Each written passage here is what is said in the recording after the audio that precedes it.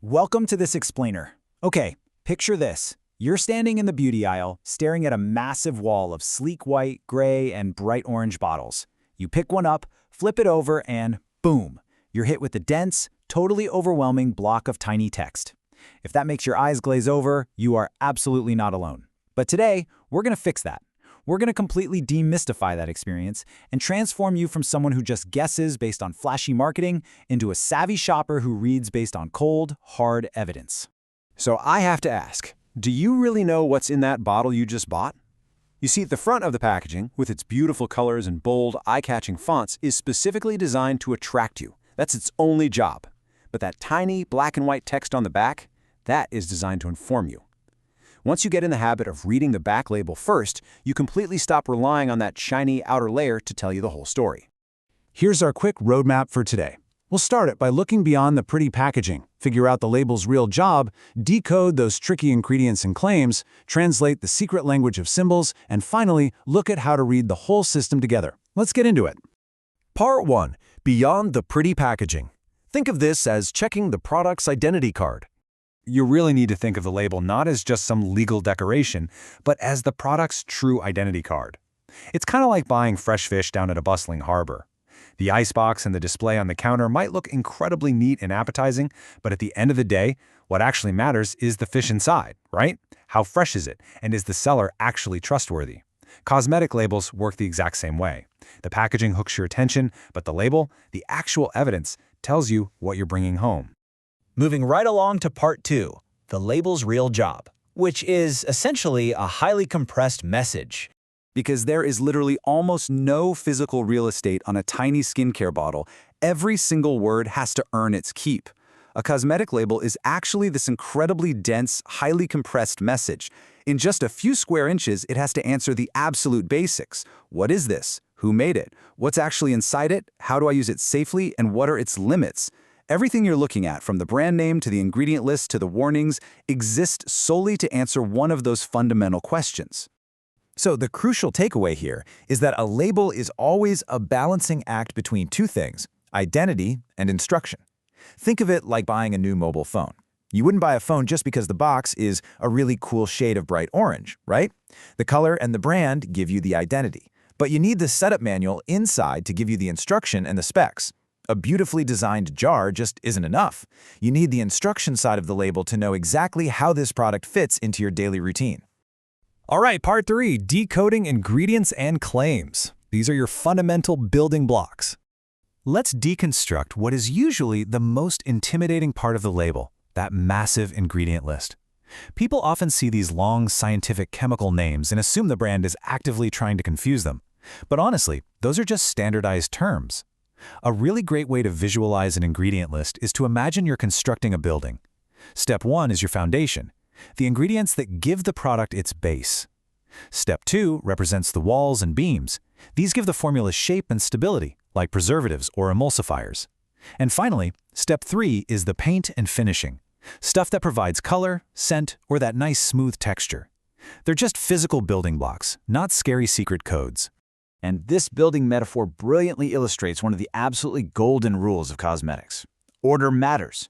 Labels show priority, not just presence. Imagine you're making a cup of tea. If your cup is mostly just water, a splash of milk, a ton of sugar, and literally one single drop of actual tea, well, that's not exactly a cup of tea, is it? The ingredients listed first shape the product's main character. So the list isn't just a random jumble of names. It's a literal map of what the manufacturer prioritized. Then, of course, we have the claims. You know the ones. You see these bold, exciting words slapped on the front of almost every package. Hydrating, brightening, anti-aging.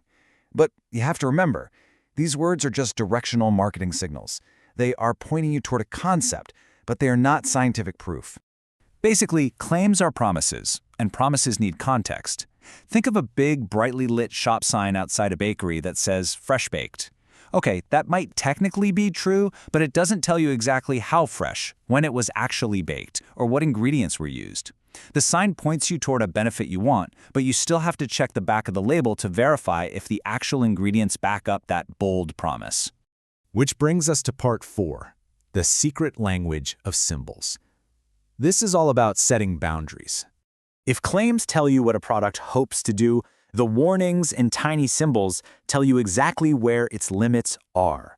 These little icons, like that tiny open jar graphic or a recycling triangle, are so easy to just gloss over. But they are incredibly useful compressed visual cues. They're exactly like road signs. A stop sign doesn't explain the entire history of traffic laws to you, it just gives you a vital instruction at a single glance. These symbols do the exact same thing, instantly telling you a product's usable life after you open it, how to store it, and safety limits. Let's look at a really specific scenario to show why this matters: the hot climate factor. If you live somewhere hot, or if you travel a lot with your skincare bag, storage symbols are absolutely critical. Why? Because a chemical mixture that is perfectly stable sitting in a warehouse can behave very differently if it's repeatedly left baking in a hot car, or kept open too long. The label is quietly warning you that the formula has strict operating rules once it leaves its pretty packaging. Finally, Part 5. Reading the whole system. Let's connect all these layers together.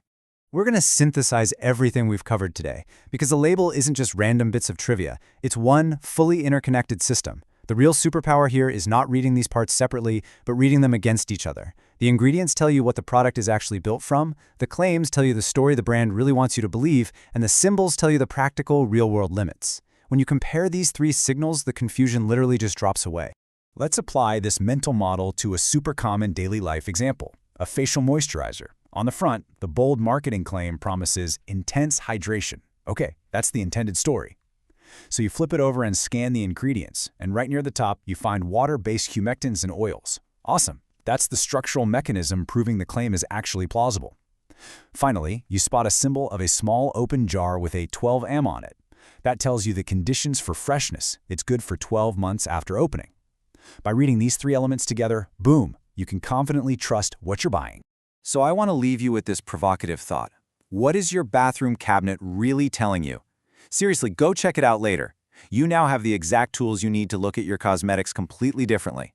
You don't have to be swayed by pretty colors or flashy promises ever again. You have the mental framework to diagnose these products, to truly understand their identity, their structure, and their limits. Next time you're standing in that beauty aisle, I challenge you. Flip that bottle around, read the evidence, and choose smarter. Thanks so much for joining me on this explainer, and hey, happy decoding.